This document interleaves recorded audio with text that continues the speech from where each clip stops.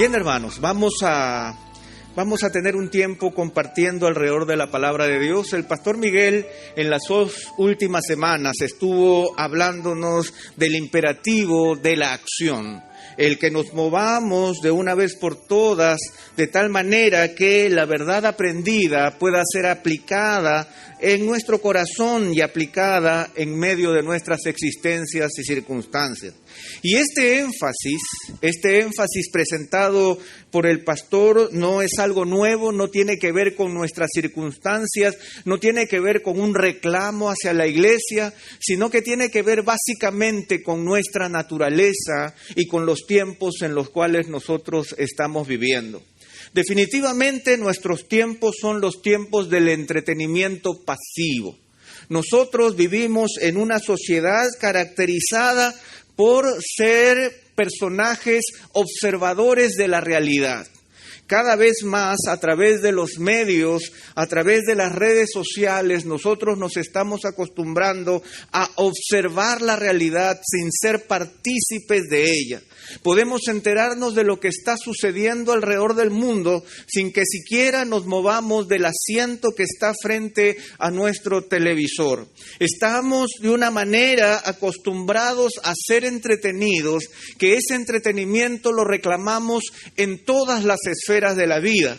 Lo reclamamos tanto en nuestra vida privada como también en nuestra vida espiritual. Reclamamos el hecho de ser entretenidos. Tenemos lo que el apóstol Pablo llamó el drama o el síndrome de los hombres de lo último tiempo, que tendrán comezón de oír y se amontonarán para oír aquello que les interesa. Ese es el síndrome de los hombres y mujeres del siglo XXI. Estamos y nos gustamos y nos deleitamos en el entretenimiento de la observación. Y no solamente en el entretenimiento de la observación, sino también en el entretenimiento de la opinión.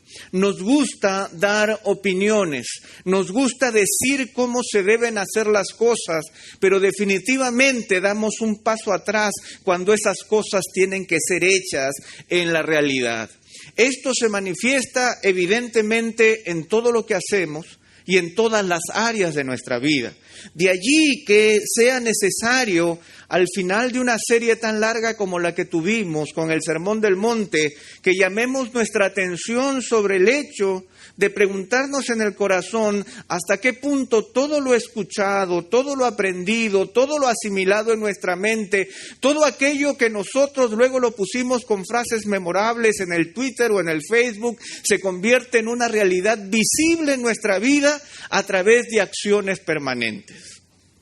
Esa es la preocupación.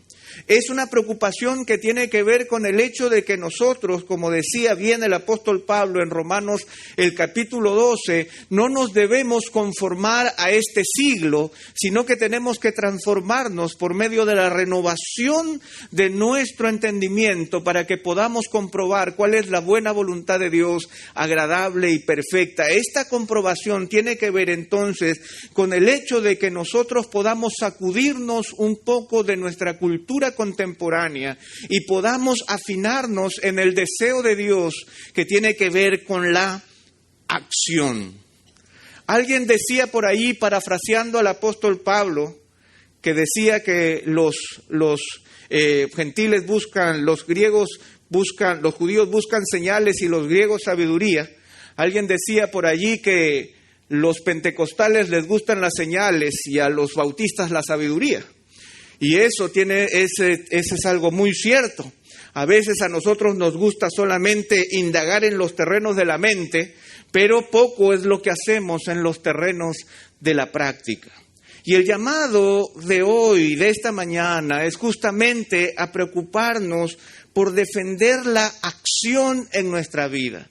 ¿Es acaso la acción, la demanda por aplicar en nuestra vida la verdad del Evangelio y verla de manera evidente en nosotros? ¿Es algo que se lo debemos reclamar solamente a algunos cristianos especiales o es una demanda para nosotros todos los creyentes?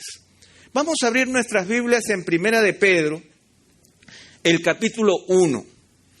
La primera epístola de Pedro, escrita por el apóstol Pablo al final de su ministerio y casi al final de su vida, es una declaratoria del apóstol Pedro con respecto al estilo de vida que todo creyente debe vivir.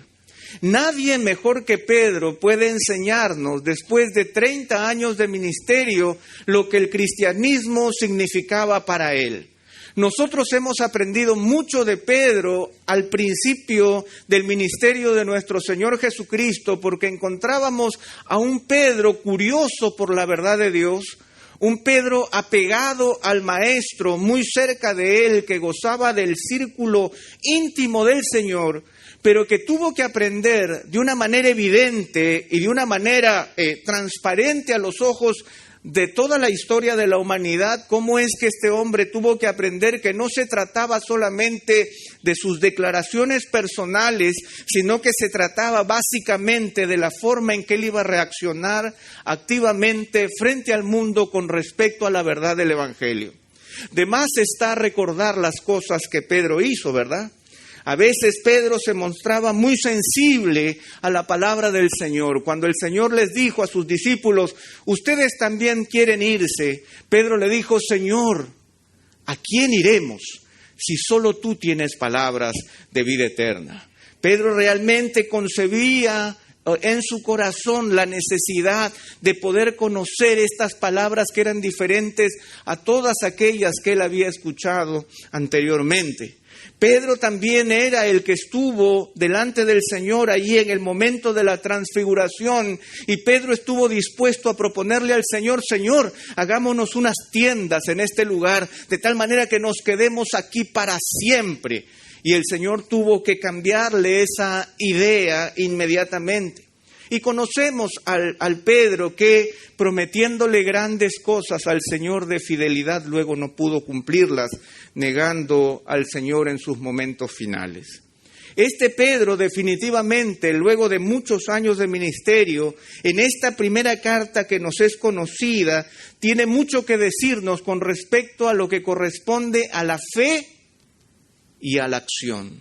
Y de eso queremos hablar en esta mañana. Dicen que la primera epístola de Pedro es una carta que tiene como propósito hacernos entender lo que significa pasar de la teoría a la práctica, lo que significa poder entender el riesgo que se corre cuando estoy dispuesto a vivir las verdades del Evangelio en mi propia vida.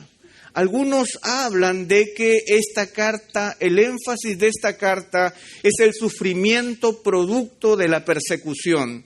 Sin embargo, al nosotros leerla y ver y constatar con los estudiosos la fecha en que está escrita, nos damos cuenta que definitivamente la persecución per se, tal como la conocemos, con todos sus actos sanguinarios, no había llegado todavía.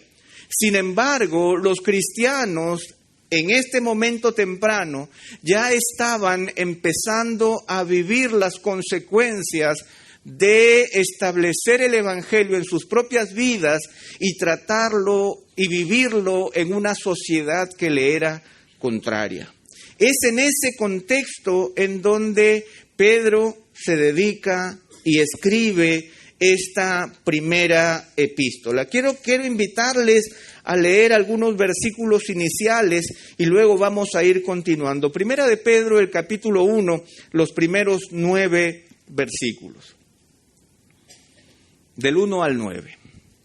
Pedro, apóstol de Jesucristo, a los expatriados de la dispersión en el Ponto, Galacia, Capadocia, Asia y Bitinia, elegidos según el previo conocimiento de Dios Padre por la obra santificadora del Espíritu, para obedecer a Jesucristo y ser rociados con su sangre. Que la gracia y la paz os sean multiplicadas. Bendito sea el Dios y Padre de nuestro Señor Jesucristo, quien según su gran misericordia nos ha hecho nacer de nuevo a una esperanza viva mediante la resurrección de Jesucristo de entre los muertos, para obtener una herencia incorruptible, inmaculada y que no se marchitará, reservada en los cielos para vosotros, que sois protegidos por el poder de Dios mediante la fe para la salvación que está preparada para ser revelada en el último tiempo, en lo cual os regocijáis grandemente, aunque ahora, por un poco de tiempo, si es necesario, seáis afligidos con diversas pruebas, para que la prueba de vuestra fe, más preciosa que el oro que perece, aunque probada por fuego, sea hallada que resulta en alabanza, gloria y honor en la revelación de Jesucristo, a quien sin haberle visto, le amáis, y a quien ahora no veis, pero creéis en Él, y os regocijáis grandemente con gozo inefable y lleno de gloria, obteniendo como resultado de vuestra fe la salvación de vuestras almas.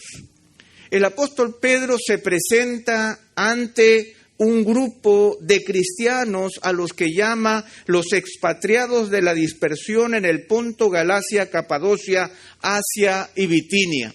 Todas estas son regiones que ahora las podemos ubicar en la Turquía contemporánea.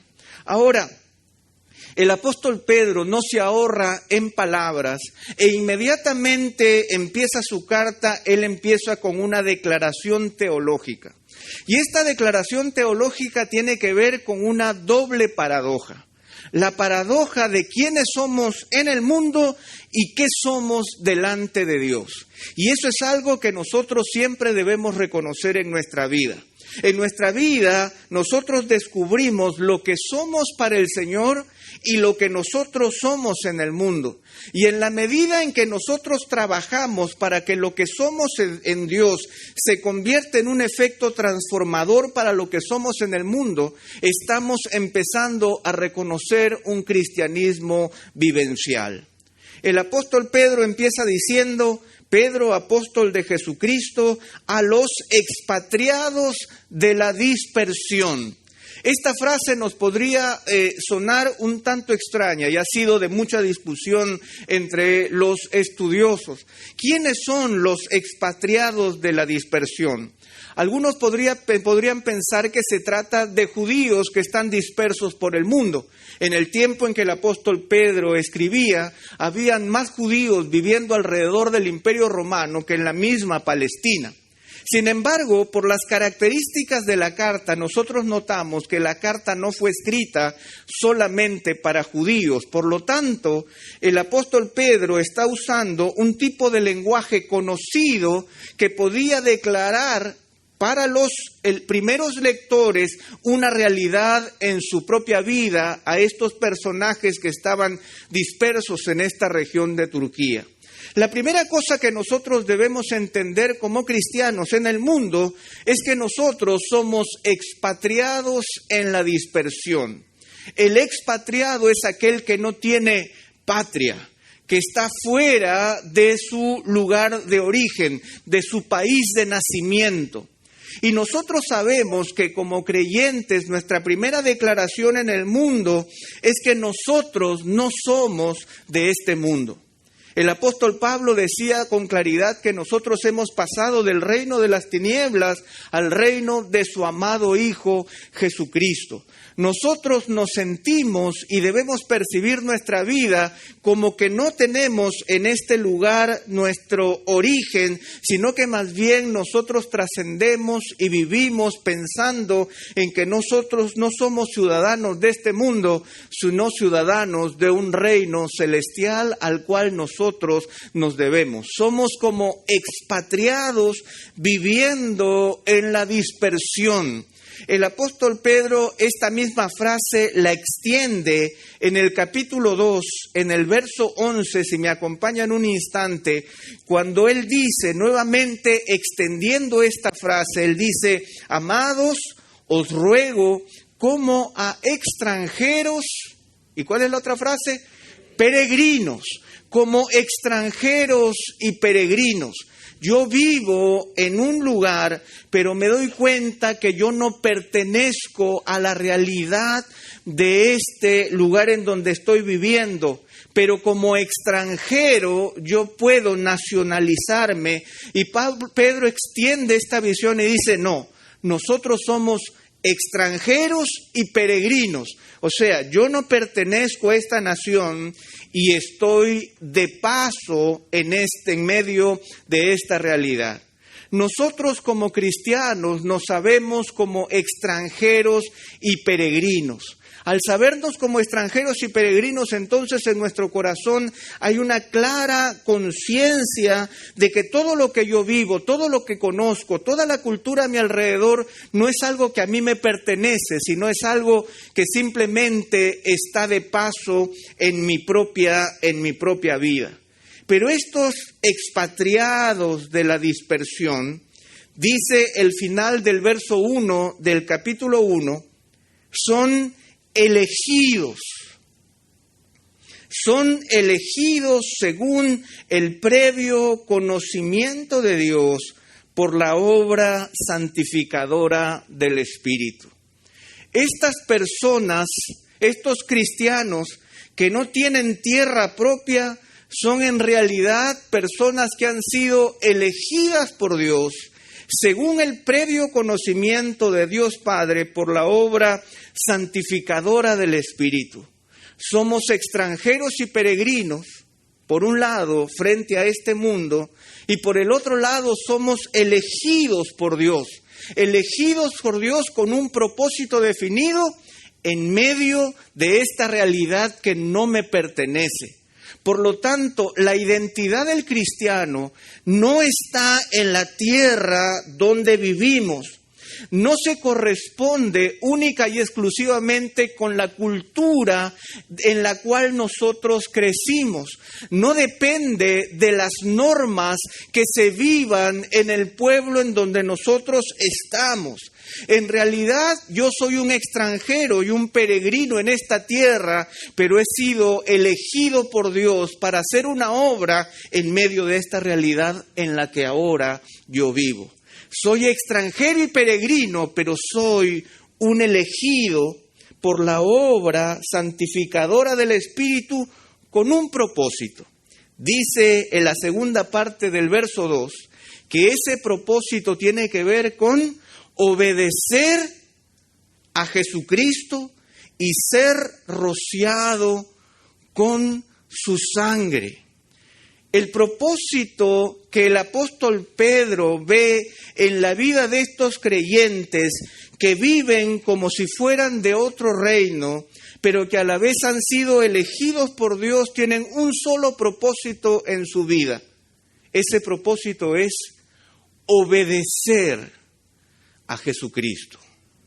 De allí, hermanos, que Pedro entiende que la primera dinámica, la primera realidad del creyente es el entendimiento de quién es Él en el mundo, cuál es la concepción que Dios tiene de Él, pero en medio de estas dos realidades paradójicas, lo que tiene que aceptar es que Él está aquí de paso, pero elegido por Dios para obedecer a Jesucristo. Nosotros estamos de paso en este mundo, pero elegidos por Dios para obedecer a Jesucristo. Interesantemente, hermanos, cuando uno analiza las palabras en el original, uno encuentra muchas cosas sorprendentes. La palabra obedecer viene de dos raíces griegas que tienen que ver con oír y debajo. O sea, la palabra obediencia tiene que ver con alguien que se sujeta a lo que oye. Esa es la intención original o la raíz original de la palabra obediencia. Yo soy obediente porque me sujeto, me pongo debajo de lo que yo escucho. De tal forma que lo que Pedro está diciendo es que nuestra vida depende de nuestra obediencia a Jesucristo. Y aunque esa obediencia no es perfecta, somos rociados por su sangre preciosa cuando nosotros pecamos. Pero eso no quita el hecho de que nosotros seamos básicamente llamados por Dios a vivir en esta tierra como si no fuera nuestra, pero reconociendo que hemos sido elegidos por Dios para vivir en obediencia a Él, para sujetarme a aquello que Jesucristo dice. Ahora, esa es la primera paradoja. No somos de este mundo, pero somos elegidos para obediencia.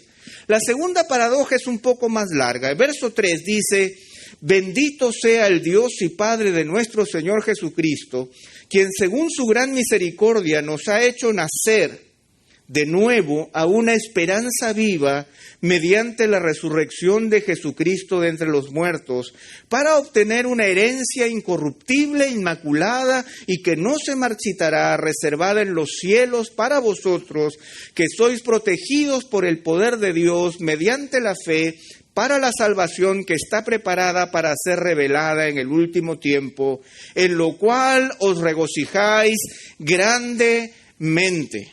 La segunda realidad que el apóstol Pedro presenta es la realidad del gran secreto transformador de la salvación.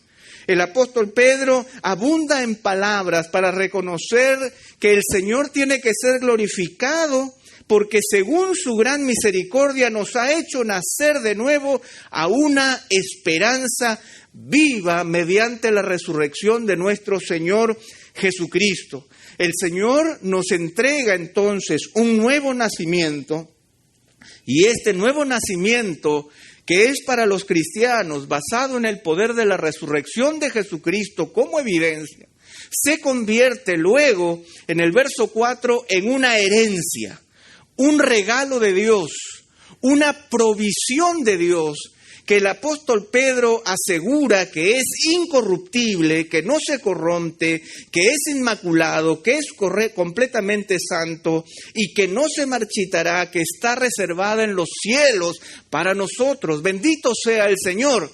El Señor nos ha regalado un nuevo nacimiento basado en el poder de Jesucristo, que va acompañado, ese nuevo nombre que el Señor adopta para mí, va acompañado de una herencia dedicada para mí en ese nuevo nombre que el Señor me ha dado.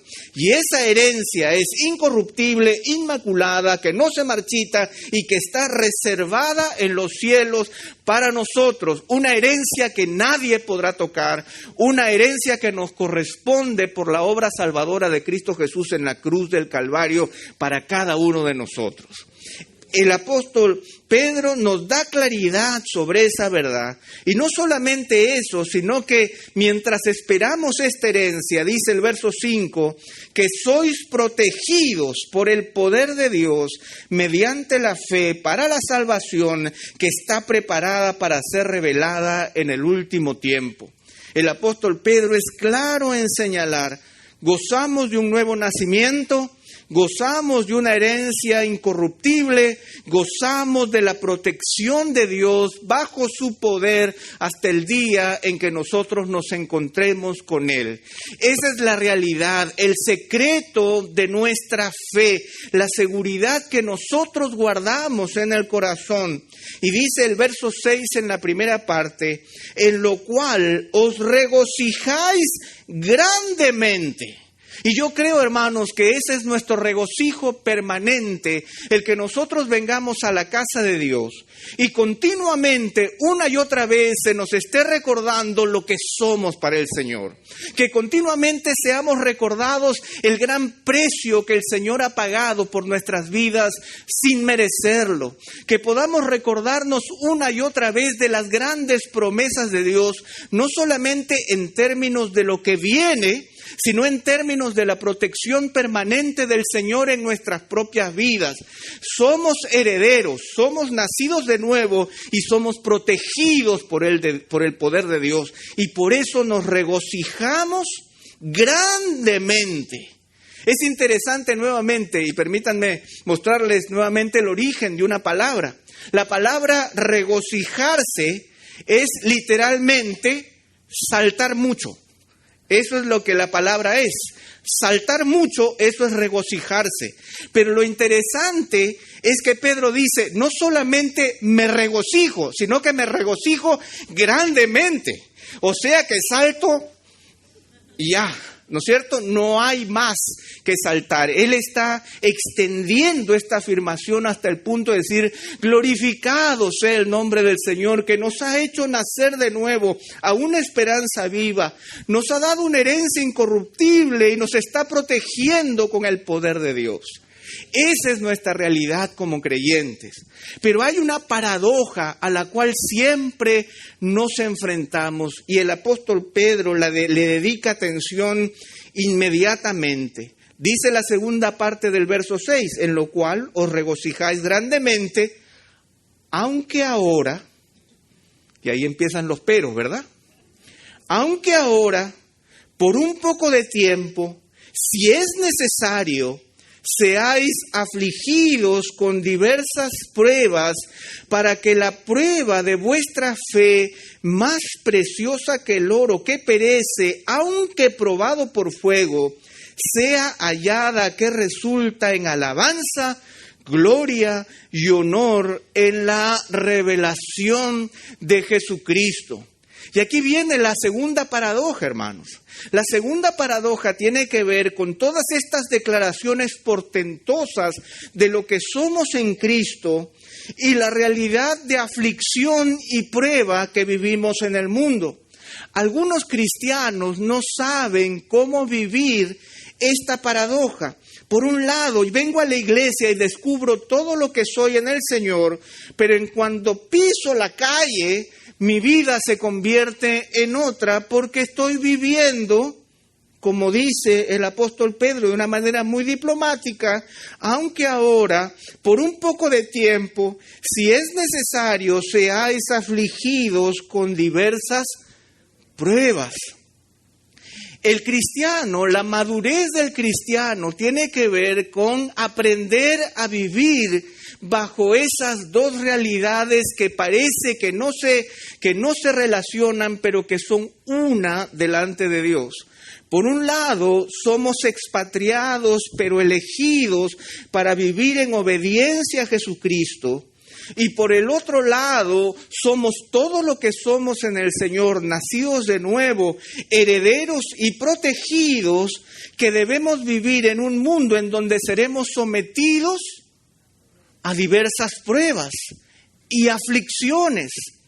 Estas aflicciones y pruebas, de acuerdo al apóstol Pedro, no son destructivas, sino que tienen un solo propósito. Ese propósito tiene que ver con lo que dice el verso 7, para que la prueba de vuestra fe, más preciosa que el oro que perece, aunque probada por fuego, sea hallada que resulta en alabanza, gloria y honor en la revelación de Jesucristo.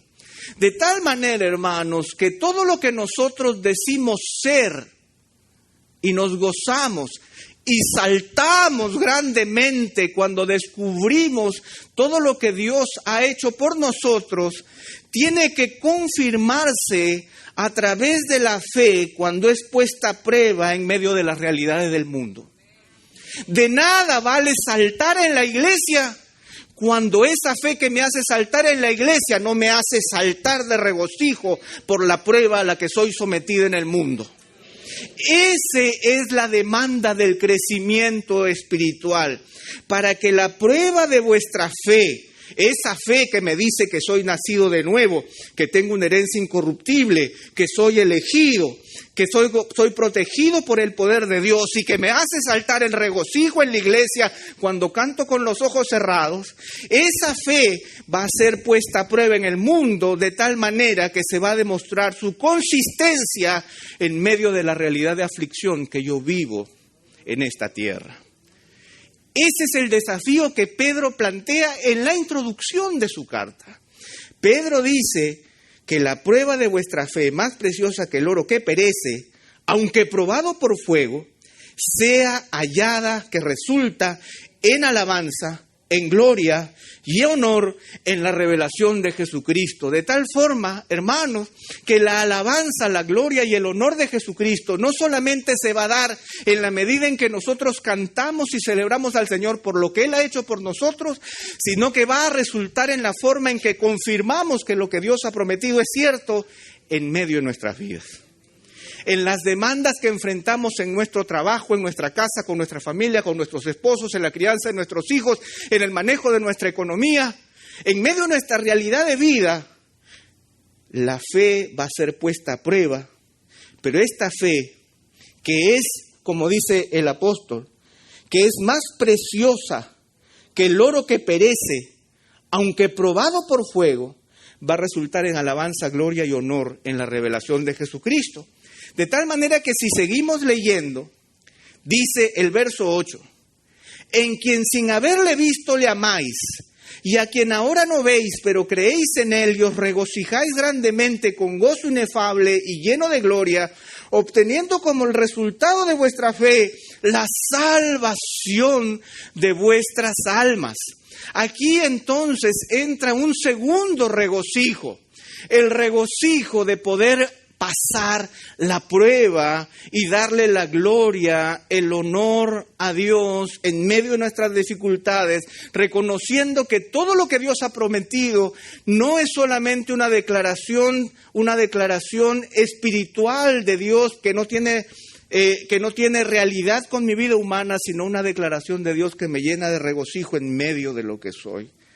A quien sin haberle visto le amáis, y a quien ahora no veis, pero creéis en él, y os regocijáis grandemente, con gozo inefable y lleno de gloria, obteniendo como resultado de vuestra fe la salvación de vuestras almas.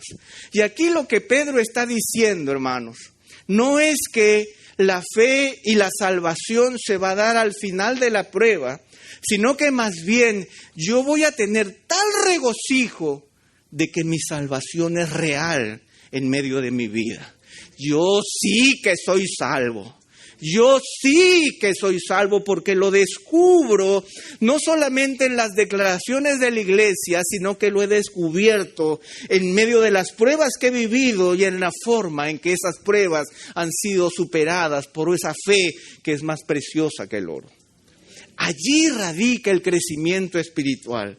Cuando estemos dispuestos a vivir esta doble paradoja en medio de la realidad de nuestra vida, de tal forma que el segundo regocijo, miren, el primero ya era grande, porque decía, os regocijáis grandemente, ¿verdad? Eso dice el verso 6, la primera parte. Ante la declaración espiritual de lo que Dios es para nosotros nos regocijamos grandemente. Pero cuando pasamos la prueba, dice en la segunda parte del verso 8, y os regocijáis grandemente con gozo inefable. O sea, os regocijáis grandemente con gozo inefable. O sea, ya no hay más ya.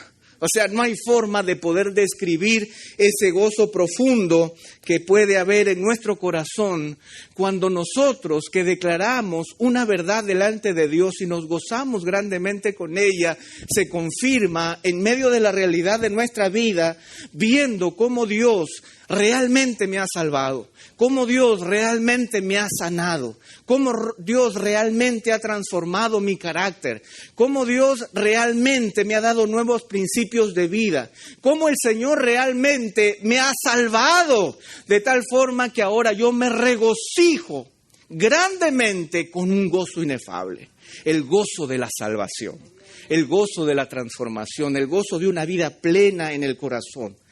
De ahí que Pedro lo que está reclamando es, hermanos, no nos quedemos solamente con el grande gozo de oír las verdades de Dios. Ya hay gozo grande, un regocijo grande al escuchar las verdades de Dios. Pero hay un gozo aún más grande cuando mi fe, siendo puesta a prueba, pasa la prueba y bendice al Señor por la salvación que Él ha hecho en mi corazón. Y yo creo que eso es algo a lo que muy pocos estamos dispuestos a enfrentarnos. Preferimos regocijarnos grandemente con lo que pasa aquí y simplemente nos ocultamos y no nos enfrentamos a la posibilidad de que nuestra fe, que es más preciosa que el oro, por declaración nuestra en la iglesia, sea realmente probada y se demuestre fehacientemente de que yo soy salvo por el cambio que el Señor ha hecho en mí. Y eso es algo a lo que todo cristiano debe enfrentarse, la posibilidad de poder descubrir su salvación, no solamente por la declaración de su boca, sino por lo que el Señor ha hecho en su vida. Por eso es que el apóstol Pedro, de una manera muy inteligente, y vamos avanzando, hermanos, porque me quedan algunos versículos, del verso 10 al verso 12 dice, acerca de esta salvación, los profetas que profetizaron de la gracia que vendría a vosotros, diligentemente inquirieron e indagaron, procurando saber qué persona o tiempo indicaba el Espíritu de Cristo dentro de ellos al predecir los sufrimientos de Cristo y las glorias que seguirían.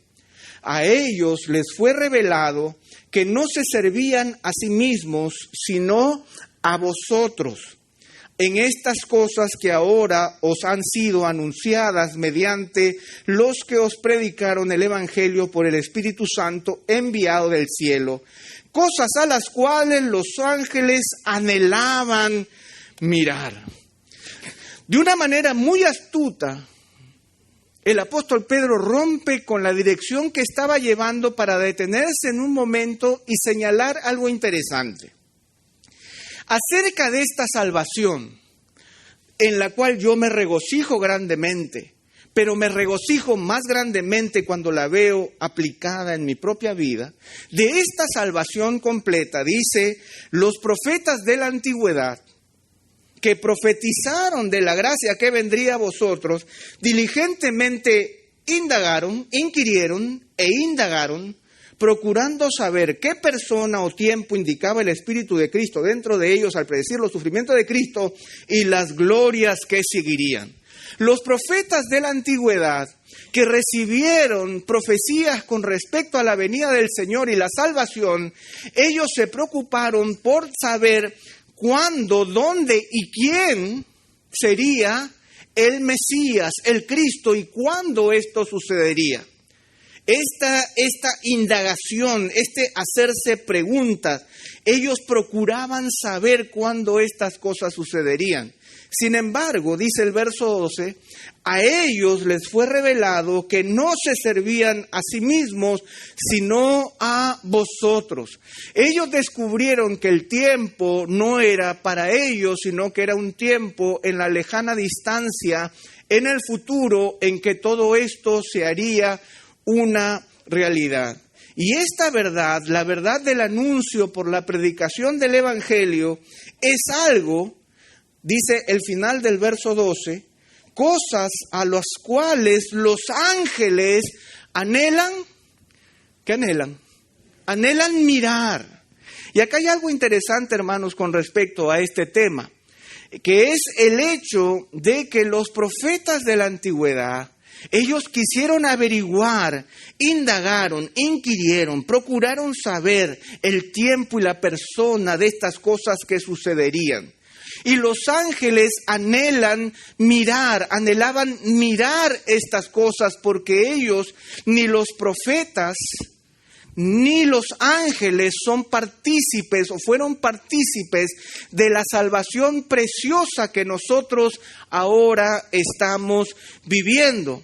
Por lo tanto, el apóstol Pedro nos está diciendo muy diplomáticamente, por favor, que entre los cristianos no vayan a haber algunos que se creen profetas de la antigüedad, que solamente se dedican a indagar, a inquirir, que quieren saber de los tiempos y las personas y la teología y las cosas de arriba y las cosas de aquí, porque esa no es nuestra realidad para los cristianos. Ya no somos profetas de la antigüedad. Y si aquí hay algún profeta de la antigüedad, que levante la mano para saberlo ahora, porque no creo que haya ningún profeta de la antigüedad entre nosotros. Y también el apóstol Pedro está diciendo de manera muy diplomática que tampoco nos corresponde tener la actitud de observadores que solamente los ángeles del cielo pueden tener. Porque los ángeles del cielo anhelaban mirar algo que no les correspondía. Por lo tanto, yo no puedo ser simplemente un estudioso de la salvación, ni tampoco puedo ser un observador de la salvación. Si yo soy solo un estudioso de la salvación, entonces no soy cristiano. Y si soy un observador de la salvación, entonces soy un ángel, pero no un ser humano. Entonces, yo espero que entre nosotros no haya ni profetas de la antigüedad, ni tampoco ángeles.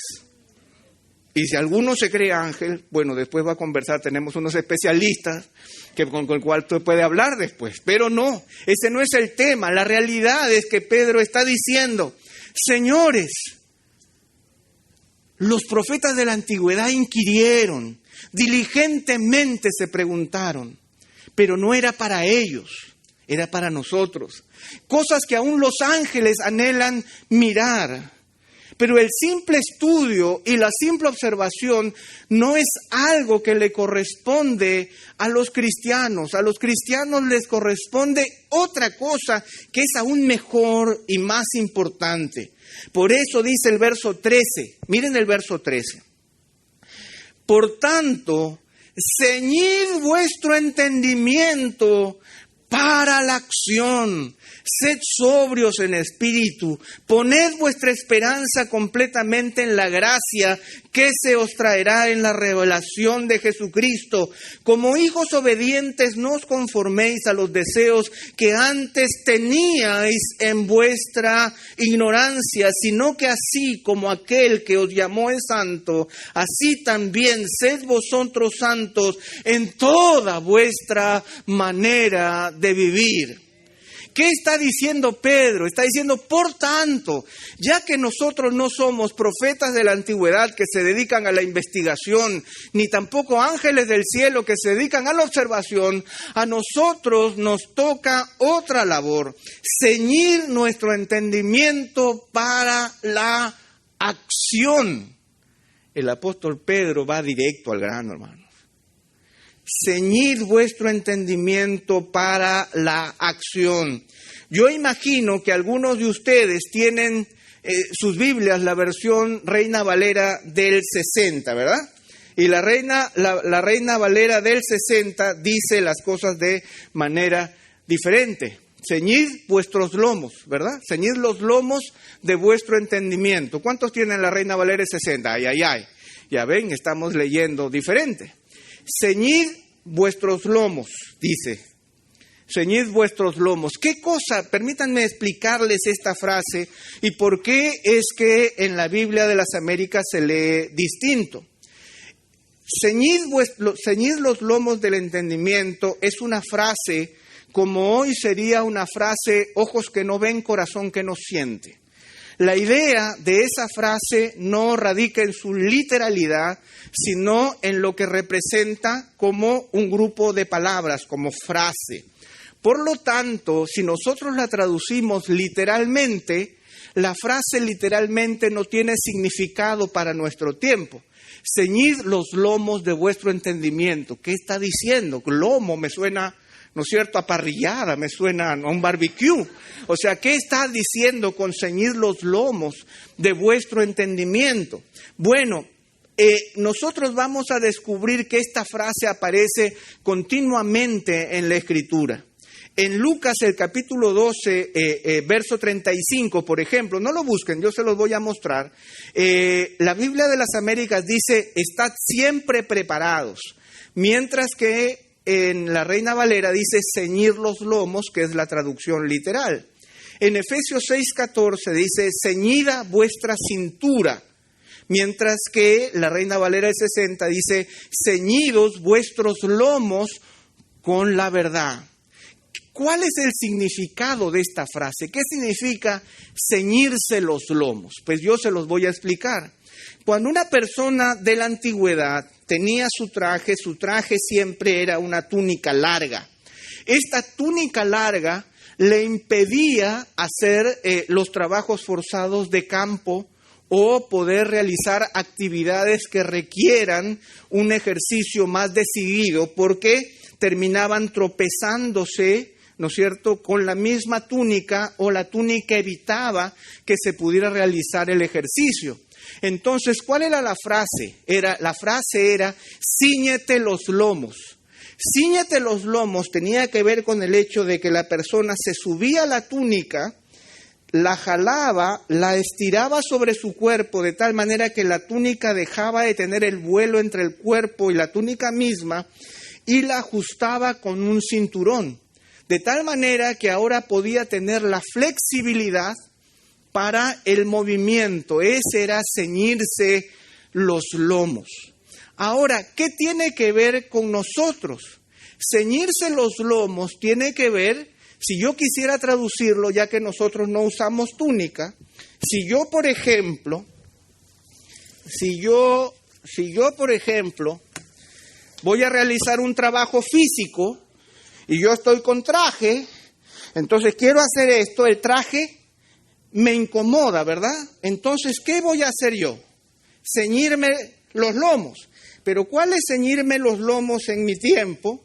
Ceñirme los lomos en mi tiempo tiene que ver con arremangarme las mangas, ¿cierto? Arremángate las mangas, y cuando me arremango las mangas, entonces inmediatamente el trabajo físico se hace posible. ¿Por qué? Porque el traje no me da la posibilidad de poder hacerlo con la soltura con la que debería hacerlo. Entonces, de eso se trata la idea de ceñir los lomos, y por eso es que esta frase es tan importante. Por tanto, ceñid vuestro entendimiento para la acción. Y aquí el apóstol Pedro nos da una verdad, y con esa verdad contundente es con la que yo quiero ir llegando al fin de este tema. Ceñid vuestro entendimiento para la acción. La verdad del Evangelio, cuando es aplicada personalmente a la vida, lo que va a producir es acción. Cuando la verdad del Evangelio nos queda como la túnica floja va a impedir que yo pueda aplicarla en mi propia vida, me va a hacer que me tropiece, no voy a poder correr con rapidez, no voy a poder hacer las cosas con soltura. Por lo tanto, yo necesito, como dice el pasaje, ceñir mi entendimiento para la acción. Prepara tu cristianismo no para indagar como los profetas del Antiguo Testamento. Prepara tu cristianismo no para mirarlo como los ángeles lo mirarían. Prepara tu cristianismo para entenderlo de tal manera que está tan bien prepuesto sobre ti que te ayuda a ejercitarlo en la acción.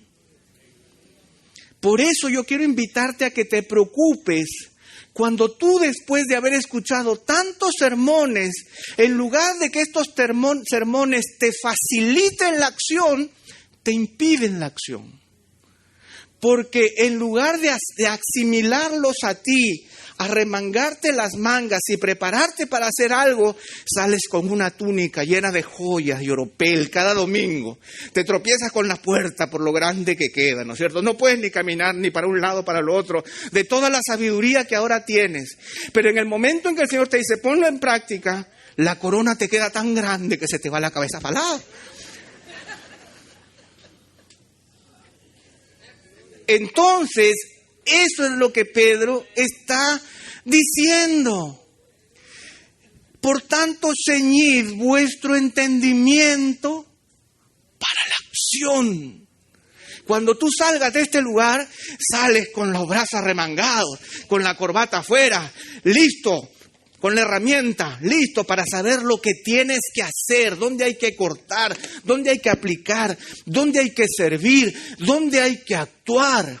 Porque eso es lo que el Señor espera de nosotros. Por eso Él dice, por tanto, ceñid vuestro entendimiento para la acción. ¿Qué es lo que ceñimos? Nuestro entendimiento, mi mente.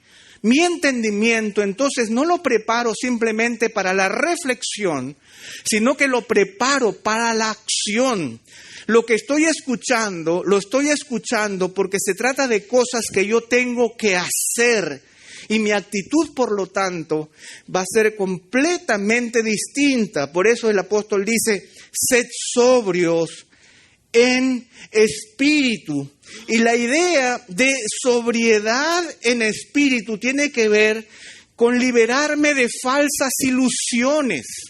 La sobriedad en el espíritu tiene que ver con el hecho de que yo voy a salir de aquí diciendo, ¿quién soy yo en realidad? Cuando se me conmina a la acción. Señor, estas cosas que tú me estás demandando son tan bellas y me regocijo tanto, pero yo quiero reconocer delante de ti que soy incapaz de hacerlo. Por lo tanto, te pido tu ayuda. Yo quiero ser sobrio en el espíritu.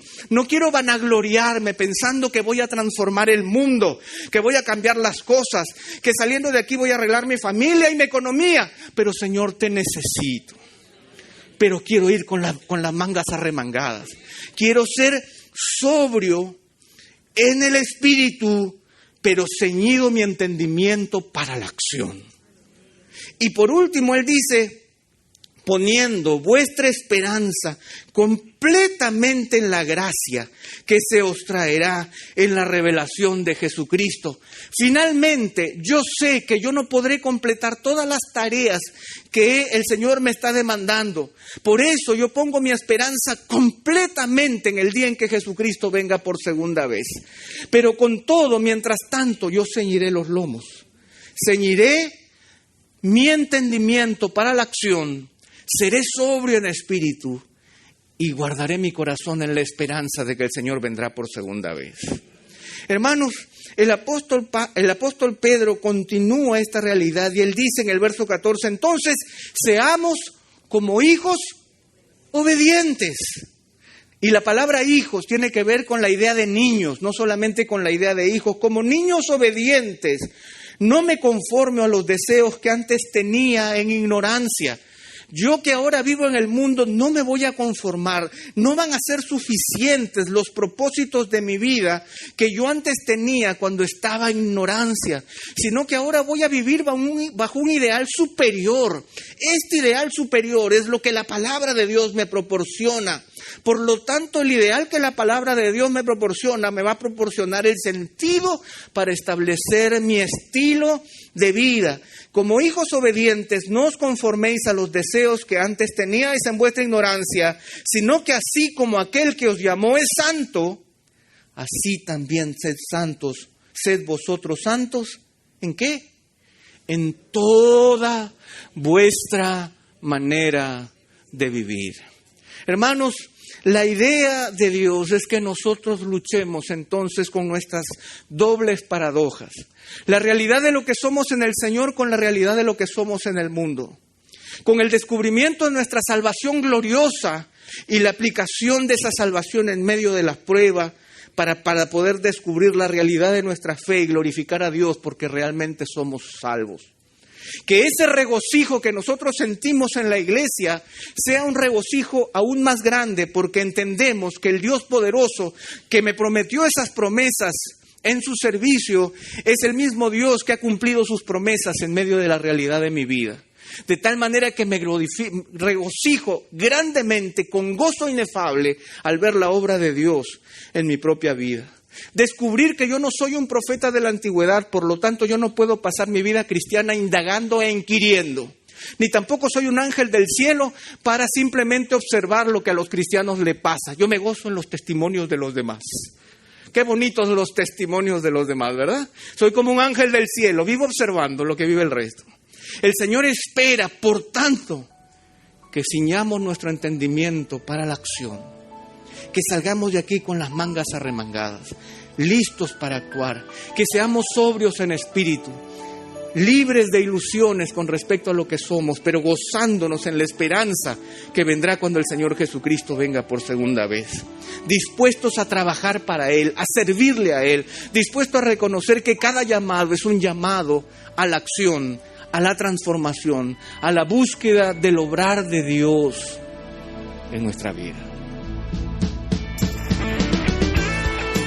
Integridad y Sabiduría es una producción que llega hasta ustedes gracias a los aportes de individuos y empresas comprometidos con la defensa de la fe. Para más información, preguntas y comentarios, visite nuestra página de internet www.integridadysabiduría.org. En esta página encontrará información sobre la producción de este y otros recursos que ponemos a su disposición, como también las formas en las que usted puede contribuir con la producción de programas como estos. Les invitamos nuevamente a visitar nuestra página de internet www.integridadysabiduría.org.